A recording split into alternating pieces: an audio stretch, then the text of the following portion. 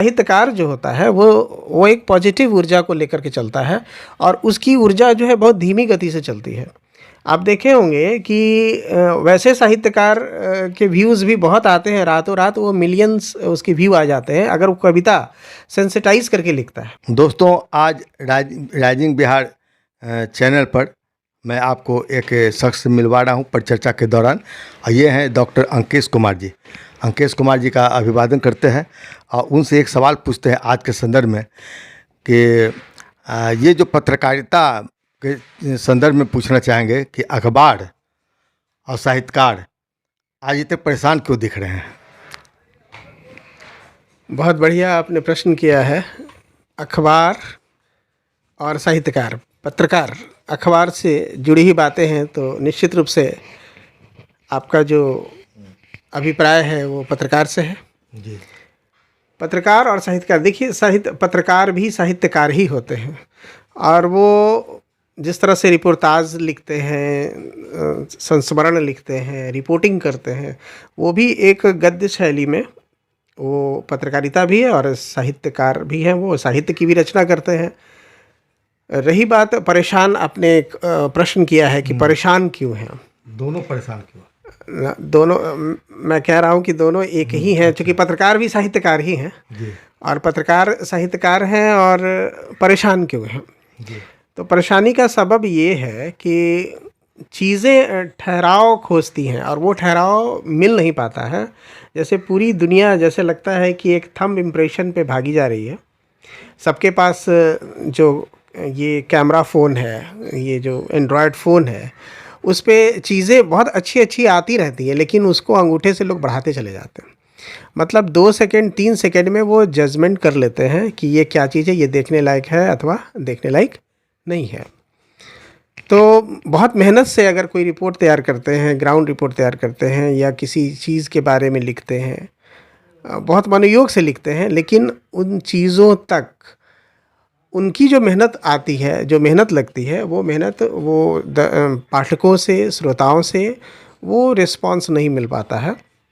इसलिए मैं कहूँगा कहीं ना कहीं एक गैप है और उस गैप को लेकर के पत्रकार, आपके अनुसार कहें तो पत्रकार और साहित्यकार परेशान हैं। हाँ, मुझे लगता है कि परेशानी का सबब यह भी हो सकता है कि पहले अखबार वाले भी कुछ न कुछ पारिश्रमिक दिया करते थे, पत्र पुष्पम दिया करते थे। आज तो लगता है कि कोई भी अखबार को ऐसा नहीं है। यहाँ तो मुख्यधारा के जो भी अखबार हैं वो पैसा देने से कतराते हैं और छोटी छोटी पत्रिकाएँ अखबार जो हैं वो बल्कि और कहते हैं कि पैसा दीजिए तब आपकी रचना छापेंगे। इस संदर्भ में आपका क्या कहना है? देखिए, आपने बिल्कुल सही प्रश्न उठाया है। ये जो पारिश्रमिक की जो बात है, तो बड़े बड़े अखबार जो हैं उनके जो संस्करण निकलते हैं वो अगर पटना में मैं अगर बात करूं तो उनके संस्करण दिल्ली से आते हैं या बाहर से आते हैं, तो उसमें सभी लोगों को स्थान मिल पाएगा ये संभव ही नहीं है। लेकिन अगर देखा जाए तो यहाँ पे 2-3 बातें हैं। आपसे हम ये जानना चाहेंगे कि आप जो पत्रकार हैं या साहित्यकार हैं तो उनको क्या सुझाव देना चाहिए कि उनको क्या बिना पैसा के भी लिखना पढ़ना चाहिए या पैसा दे के छपना चाहिए? इसके विरुद्ध में आप हैं या पक्ष में हैं? पैसा दे के छपना चाहिए ये एक अलग मुद्दा हो गया। पैसा दे के तो कुछ भी लोग छपवा सकते हैं, कोई भी चीज़ छप सकती है। ज़रूरत इस बात की है कि साहित्य में विषय वस्तु गंभीर होने चाहिए और उसकी एक स्तरीयता बनी रहनी चाहिए, उसका एक स्तर होना चाहिए और समाज में साहित्य और साहित्यकार जिस रूप में जाने जाते हैं उसका एक मापदंड तो होना ही चाहिए। रही बात छपने की बात है तो बहुत सारे साहित्यकार इसलिए मतलब गर्त में चले जाते हैं या फिर धुंध में चले जाते हैं या उस पर धूल पड़ जाती है कि उनकी रचनाएं नहीं आ पाती हैं। जो पाठक हैं, जो श्रोता हैं, उन तक उनकी रचनाएं नहीं आ पाती हैं। जब तक रचनाएं आती हैं तब तक उनकी लेखनी कई परिस्थिति जन्य मतलब वो हतोत्साहित होते हैं या फिर उन व्यस्त हो जाते हैं, वो मतलब पटल पे नहीं आ पाते हैं।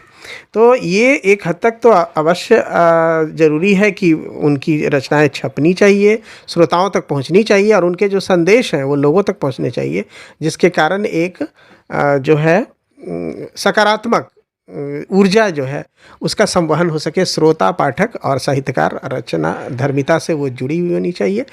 तभी हम एक शुद्ध स्वस्थ परंपरा को जन्म दे सकते हैं और साहित्य को आगे लेकर के जा सकते हैं। और दोस्तों, डॉक्टर अंकेश कुमार के बाद इस परिचर्चा में मैं शामिल कर रहा हूँ हाजीपुर के अपूर्व कुमार, जो हमारे बीच आज उपस्थित हैं, और मैं उनका हार्दिक स्वागत करता हूँ। अपूर्व जी, बहुत बहुत धन्यवाद सर। हमें अपूर्व जी आपसे फिर वही सवाल करना चाहिए, क्योंकि परिचर्चा की बात है और परिचर्चा में लोग अपने अपने विचार होते हैं, अलग अलग विचार होते हैं। अभी जैसे हमने कहा कि पत्रकारिता में अखबार और साहित्यकार दोनों इतने परेशान क्यों हैं, इस संदर्भ में डॉक्टर अंकेश ने तो अपने विचार दिए, आपका अपना क्या विचार है?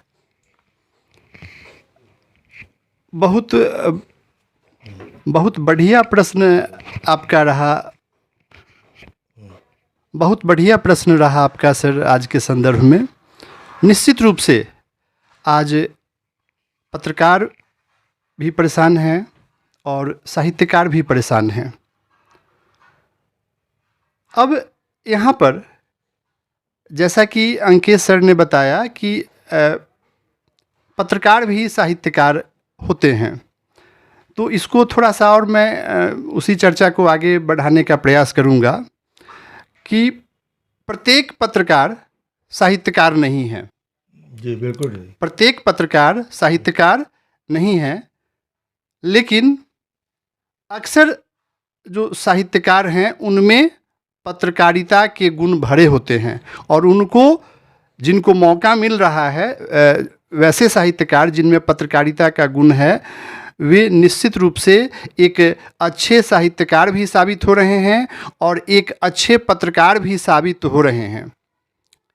और चूँकि वे एक अच्छे साहित्यकार भी हैं, इसलिए अच्छे जो लिखने वाले हैं, जो नवांकुर हैं, उनकी रचनाओं को जहाँ तक उनकी पत्रिकाओं में पहुँच है उसको प्रश्रय देते हैं और अच्छी रचनाओं को प्रश्रय देते हैं। इस बात का वे ध्यान रखते हैं कि यदि कुछ वैसी रचनाएं आती हैं जिसमें वे त्रुटियां हैं, तो उनको पहले वे उसके निराकरण की सलाह देते हैं, तब उसके प्रकाशन की बात करते हैं।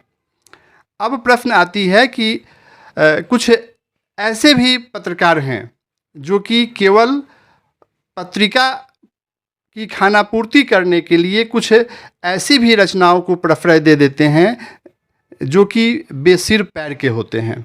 नहीं तो इसमें तो पत्रकार की क्या गलती है? इसमें तो हमको देखते हैं कि संपादक जो होता है वही चाहता है कि हम फीलर के तौर पर साहित्य का उपयोग करें। पत्रकार तो सिर्फ अपनी रचनाओं को दे सकता है, लेकिन प्रकाशन का अधिकार तो संपादक आजकल क्यों साहित्य से दूर भागता जा रहा है। अब पेज में देखते हैं कि पहले जो हिंदुस्तान है या कोई भी दैनिक भास्कर है, वो पूरा पन्ना दो पन्ना निकालता था साहित्य का, आज वो पन्ना खत्म होता जा रहा है। हाँ, तो इस संदर्भ में आप क्या कहना चाहिएगा? हाँ, तो मैं तो वहीं पर आ रहा था कि जब स्तरीय रचनाएं पाठक वर्ग तक नहीं पहुंच पाती है, तो उस पत्रिका से पाठकों का धीरे धीरे मोह भंग होने लगता है। यदि स्तरीय रचनाओं का प्रकाशन किसी भी पत्रिका में होगा तो उसके चाहने वाले आज भी हैं, वह उसको पढ़ेंगे। और एक चीज़ और है, आजकल साहित्य में और पत्रकारिता में खेमेबाजी हो रही है। उस खेमेबाजी से साहित्यकारों को भी बचना है, पत्रकारों को भी बचना है। उन्हें केवल इस बात का ध्यान रखना होगा कि जिनकी भी रचनाएं स्तरीय हैं उनको अपनी पत्रिका में स्थान दें। अच्छा, इस संदर्भ में अपूर्व जी मैं एक सवाल और करना चाहूँगा। वो सवाल बड़ा ही महत्वपूर्ण सवाल है पत्रकारिता और साहित्यकार के संबंध में। आप यूट्यूब चैनल देखते होंगे या कोई भी चैनल देखते होंगे, तो उसमें साहित्य जो है उसको देखने वाले बहुत कम लोग मिलते हैं। जैसे आपको 200-400 ऐसे व्यूज आएंगे, लेकिन एक खबर जब डाल दी जाती है, कोई राजनीतिक खबर या कोई हत्या की खबर, अपहरण का खबर, तो उसको देखने वाले तुरंत 1000, 2000, 4000 मिलते हैं।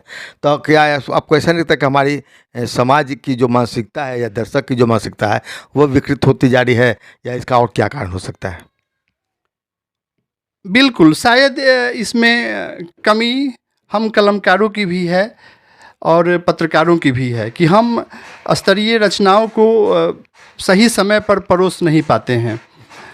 केवल अपनी ही रचनाओं के पीछे हम कभी कभी लगे रहते हैं। खास करके इधर मैं देख रहा हूँ जो भी पत्र पत्रिकाएं हैं, जो नवांकुर हैं, उनकी रचनाओं को प्रकाशित करते हैं, चाहे वे अच्छी हों चाहे बुरी हों। लेकिन एक दौर था जब सभी पत्रिकाओं में जो अच्छे स्तरीय लेखक हुआ करते थे उनको भी स्थान मिलता था, लेकिन आजकल उसकी कमी महसूस हो रही है। तो इस संदर्भ में आज जो भी पत्रिका के संपादक हैं, पत्रकार हैं, उनसे मैं आग्रह करूंगा जो नए रचनाकार हैं उनकी रचनाओं के साथ ही जो लब्ध प्रतिष्ठित रचनाकार जो हो चुके हैं साहित्य में, उनकी रचनाएं भी बीच बीच में प्रकाशित हों, ताकि हम सभी उससे कुछ प्रेरणा ले सकें कि उन लेखक की बारीकियों का ज्ञान हमें हो सके। हाँ अंकेश जी, हम पुनः आपके पास हम फिर उसी सवाल को लेकर मुड़ रहे, चूँकि अब परिचर्चा चल रही है। परिचर्चा में हम एक विषय पर कई लोगों को विचार लेते हैं, लेकिन हम तो आज आपके बीच आए हैं। अपूर्व जी अभी अपने विचार प्रकट किए। मैं पुनः इस सवाल को आपके सामने रखना चाहूँगा कि चूँकि ये बहुत महत्वपूर्ण सवाल है कि आखिर सोशल मीडिया पर लोग साहित्यकार इसलिए हतोत्साहित हो जाता है कि उसकी रचनाओं को देखने वाले पाठक बहुत कम मिलते हैं, जबकि राजनीतिक खबर, अपहरण से लेकर बलात्कार से लेकर जितनी भी सनसनीखेज जैसी खबर जो आती है उसको देखने वाले बहुत सारे लोग मिल रहे हैं। तो इस कारण क्या होता है कि साहित्यकार सोचता है कि हम अच्छा सृजन करके क्या करेंगे। तो इस बीच में इसका दोष किसका है और ये इसका इस जो मनोवृत्ति पाठकों की है इसे हम दूर कैसे कर सकते हैं? जी, बहुत अच्छा प्रश्न आपने किया है। ऐसा देखने को मिलता है जो व्यूज़ आते हैं उसमें वो सारी चीज़ें स्पष्ट हैं, मैं दोहराना नहीं चाहूँगा, लेकिन आप उसके कारण तक जाना चाहते हैं कि ऐसा क्यों है। तो इसके पीछे कारण यही है कि जो भी राजनीतिक खबरें होती हैं या फिर जो भी इस तरह की खबरें होती हैं जो कि समाज में एक निगेटिविटी वो संचारित करती हैं, उसमें थोड़ा सा सेंसिटाइज़ किया जाता है। उसको सेंसिटाइज़ करने के बाद लोग उस ओर बरबस अपना ध्यान दे देते हैं। लेकिन साहित्यकार जो होता है वो एक पॉजिटिव ऊर्जा को लेकर के चलता है और उसकी ऊर्जा जो है बहुत धीमी गति से चलती है। आप देखे होंगे कि वैसे साहित्यकार के व्यूज़ भी बहुत आते हैं, रातों रात वो मिलियंस उसके व्यू आ जाते हैं अगर वो कविता सेंसिटाइज करके लिखता है। जैसे आपने एक कविता आपने देखी होगी, क्या खाते हो? कुछ खा लेता हूँ साहब। तो मेरा मतलब था कि मुर्गा उर्गा कब खाते होता है? खाता हूँ ना साहब, जब इलेक्शन आता है तब मैं खाता हूँ। तो वो जिस तरह की जो कविता थी वो रातों रात वो कवि जो था वो मिलियन व्यूज़ पे चला गया था और चर्चित हुआ था बहुत। तो सीधी बात है, अगर हम लोगों की अंतरात्मा को जब झकझोरते हैं अपनी लेखनी से तो बरबस उनका ध्यान हमारी ओर आ जाता है। तो आजकल थोड़ी सी संवेदना इतनी शिथिल हो गई है, मैं कहूँगा कि उसे झकझोरना पड़ता है, और जब तक आप झकझोरेंगे नहीं तब तक वो आपकी तरफ से मुखातिब नहीं होंगे। साहित्य में क्या है, एक पॉजिटिव ऊर्जा चलती है, एक धारा, अंडर करेंट, जैसे नदी में अंदर जो है अंदर में जो एक करंट चलता है, अंडर करंट, वो उसकी धारा जो है वो कम गति से चलती है। लेकिन इसके पहले भी आप देखिए ना, प्रेमचंद जो साहित्य लिखते थे वो मुंबई भी गए थे और उनके जीते जी रचनाएं उतनी छपी नहीं, उतनी मतलब प्रसिद्धि नहीं पाई। लेकिन बाद के दिनों में वो चीज़ें आईं तो वो समाज को बदलने वाली थी। कविताएं हों चाहे साहित्य की अन्य विधाएँ हों, समाज को बदलने की ताकत रखती है। लेकिन स्नेह धीरे धीरे वो काल सापेक्ष वो बातें उभर कर आती हैं, लेकिन सेंसिटाइज करके जो चीज़ें परोसी जाती हैं वो बहुत कम, बहुत उसकी अल्पावधि में ही उसके व्यू मिलते हैं, वो बार बार नहीं देखी जाती हैं। जबकि साहित्य बार बार पढ़ी जाती है और उसे आत्मसात भी किया जाता है और लोगों तक वो बातें पहुंचती भी है। बेशक इनके जो पाठक हैं या जो श्रोता हैं उनके समूह में अभी संख्या कम है, लेकिन धीरे धीरे ये बढ़ेगी, ऐसी मेरी आशा ही नहीं पूर्ण विश्वास भी मैं रखता हूँ। आप अंकेश कुमार जी एक बहुत महत्वपूर्ण बात आपने कहा कि लेखकों को भी चाहिए कि वह उस तरह की बातें लिखे जो आम जन से बिल्कुल जुड़ा हुआ हो, तभी उसको पढ़ना चाहिए। जैसा कि अभी आपने उदाहरण दिया कविता का, तो निश्चित तौर पर पाठकों अंकेश कुमार या अपूर्व कुमार ने इस विषय में बहुत ही सारगर्भित बातें हम लोग के सामने रखा है और इस पर बहुत कुछ सोचना शेष रह जाता है हम लोग को कि आखिर हम लेखक हो या पत्रकार हो, आखिर हम साहित्य और अखबार में अधिक से अधिक पाठकों के माध्यम से अधिक से अधिक पाठकों के बीच हम कैसे पहुँचे। चलिए फिर हम अगले पड़ाव पर मिलेंगे और इस पर चर्चा करेंगे। तब तक के लिए बहुत बहुत धन्यवाद। नमस्कार।